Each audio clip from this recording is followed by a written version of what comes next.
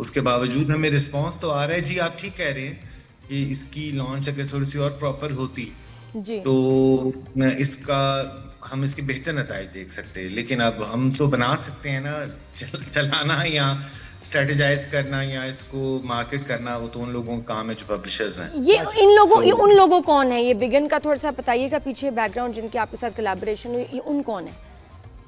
दरअसल ये मैंने डायरेक्ट इनके साथ नहीं किया, ये किसी ग्लोबल प्लेटफॉर्म के लिए था जिनके लिए हमने किया था, लेकिन वो वहां पे नहीं चल सका due to many reasons, political और जो भी था। I am talking about India. So तो उसकी वजह, उसके बाद फिर जो है ये राइट्स जो हैं इनके पास आए। मुझे नहीं, I don't know how come, क्योंकि प्रोडक्ट मेरा नहीं था मैंने सिर्फ बना के दिया था। तो ये क्या अरेंजमेंट है, कैसा अरेंजमेंट है, ये I am not part of it. बिल्कुल। और काश इतना जरूरी है कि हमारे इतने अच्छे ड्रामाज अब जो हैं इंटरनेशनल प्लेटफॉर्म ओटीटीज, ये प्राइम को मुझे लगता है नेटफ्लिक्स को ज्यादा, हमसे ज्यादा जरूरत उनको है इस अच्छे कंटेंट की, लेकिन ये पॉलिटिक्स का शिकार। लेकिन अब जरूरी है कि आगे जाने के लिए we need to be there, या और हमारे पास क्या ऑप्शंस है अपने ड्रामे को इंटरनेशनल प्लेटफॉर्म तक ले जाने के लिए? नादिया जी, पहले भी शायद हमारी बात हुई थी तो मैंने कहा था कि हम थोड़ा सा लेट हो गए हैं। अगर हम ओटीटी प्लेटफॉर्म की बात करते हैं, डिजिटल की बात करते हैं, तो हम जैसे हर चीज में थोड़ा सा लेट हैं, तो इसमें भी हम कुछ लेट है। इंडिया ने हमसे पहले ये देख लिया अक्रॉस द वॉल कि क्या होने वाला है, क्या आने वाला है। तो हमारी लिमिटेशंस हैं। एक तो हमारे यहाँ प्रोडक्ट जो है, ट्रेनिंग सेंटर्स ही नहीं है, कोई इंस्टीट्यूट्स ही नहीं है। हम जो टेक्निकल साइड के लोग हैं वो सेल्फ टॉट हैं, अच्छे हैं, यकीन कीजिए बहुत अच्छे हैं, लेकिन प्रॉपर ट्रेनिंग नहीं है। ट्रेनिंग नहीं है, वेल पेड नहीं है, बिल्कुल ऐसे। काश भाई मुझे एक बात बताएं, अब आप इस प्लेटफॉर्म पे ही काम करेंगे या फिर आप वैसे प्रोडक्शन हाउसेस के साथ भी काम करेंगे? क्योंकि आपके ड्रामे की राइटर भी हमारे साथ थे बिगुल, उन्होंने कहा कि बस ये एक और पाकीज़ा हो सकता है कि हमारा आखिरी प्रोजेक्ट हो टीवी पर।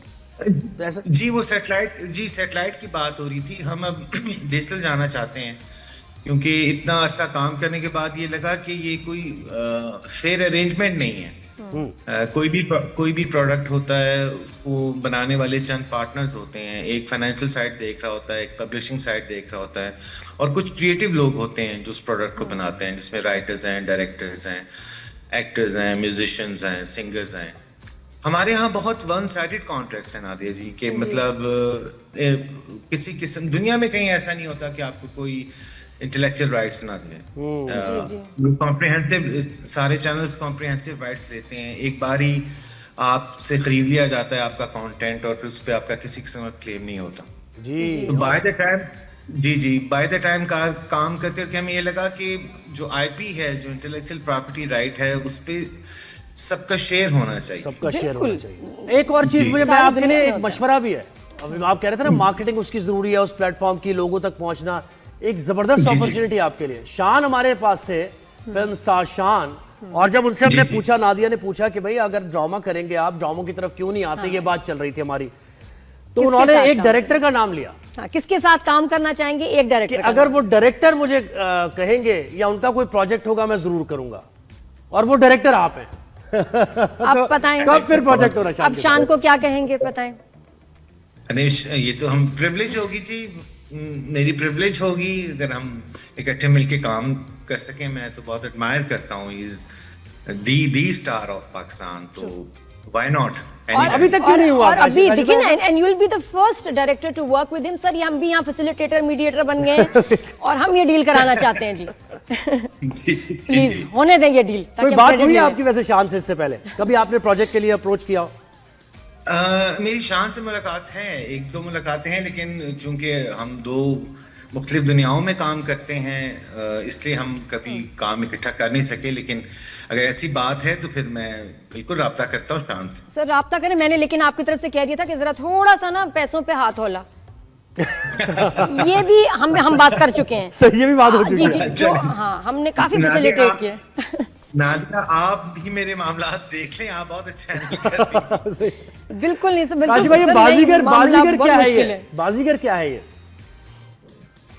जी, बाजीगर शकील आदिलजादा साहब हमारे मुल्क के बहुत बड़े राइटर और एडिटर, इनका एक डाइजेस्ट निकला करता था सबरंग के नाम से, जो कि बहुत ही रिस्पेक्टेड वो था लिटरेचर का वो, और तो उनमें इनकी एक सीरीज आती थी बाजीगर, जो अपने वक्त में शायद उसका क्रेज ऐसे ही था जैसे आज गेम्स ऑफ थ्रोन का है। तो जी इस तरह से इस तरह की फॉलोइंग थी और इस तरह की किरदार निगारी थी उसमें। और मतलब आज भी जो लोग हैं अपनी 50s में और 60s में, उनको अभी तक वो कैरेक्टर्स के नाम याद हैं, क्योंकि मैंने अब उस पर काम करना शुरू किया है। तो मैं उन लोगों से मिलता हूँ, राब्ता करता हूँ जो उसको फॉलो करते थे या उसके जो फैन थे, तो उनके जहन में आज भी वो कैरेक्टर नामों के साथ, अपनी ट्रेड के साथ नक्श हैं। So it's a thriller. मैं भी थ्रिलर शायद पहली बार ही करूंगा, इस नौयत का thriller, and it's a period play जो कि 30s 40s में फैला हुआ है। It's a very difficult project, very difficult project. और हम शायद इसमें ग्रीन स्क्रीन, AI और तो करना 3-4 चीजों जी उनको मिला के हम करेंगे।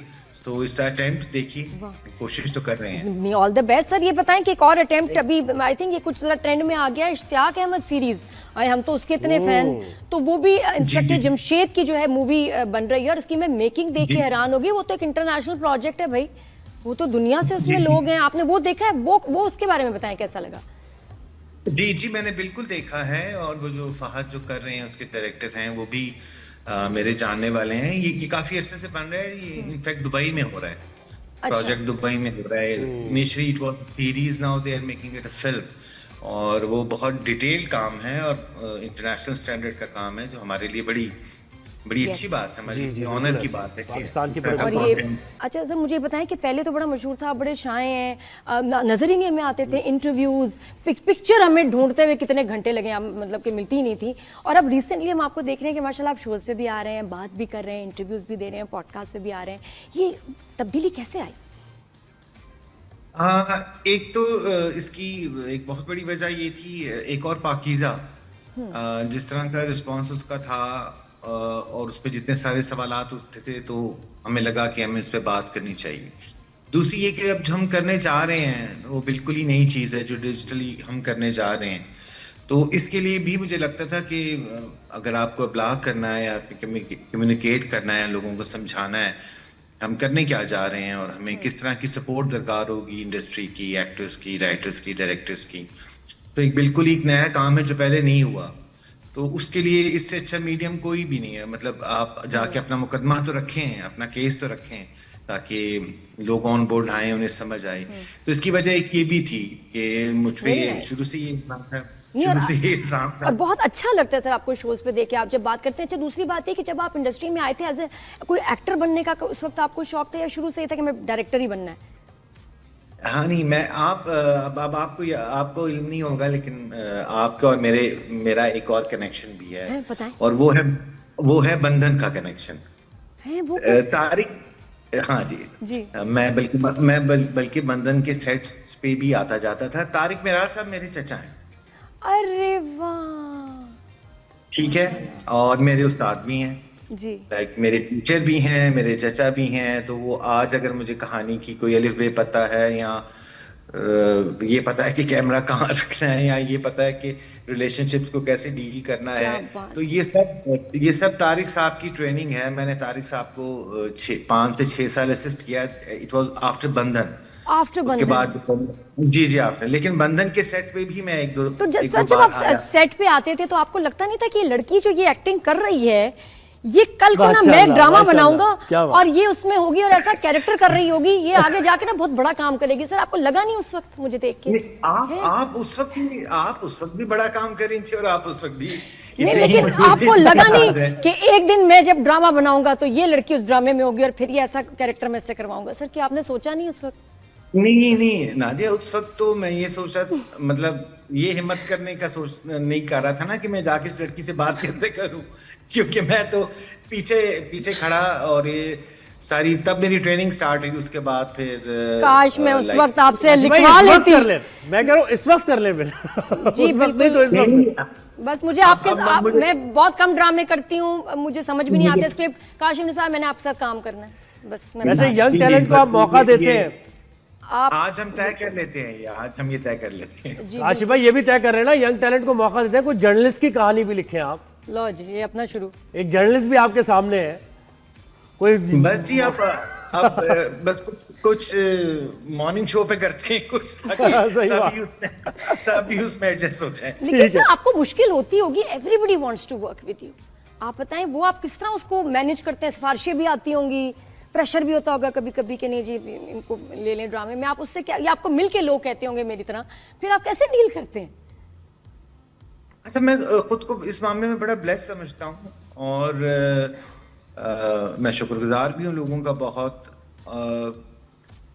अब मुझे आई डोंट नो इसका क्या जवाब देना चाहिए। इट फील्स गुड, आपको ऑब्वियसली अच्छा लगता है कि लोग अगर आपको अप्रोच करते हैं या आप ट्रस्ट ही करते हैं।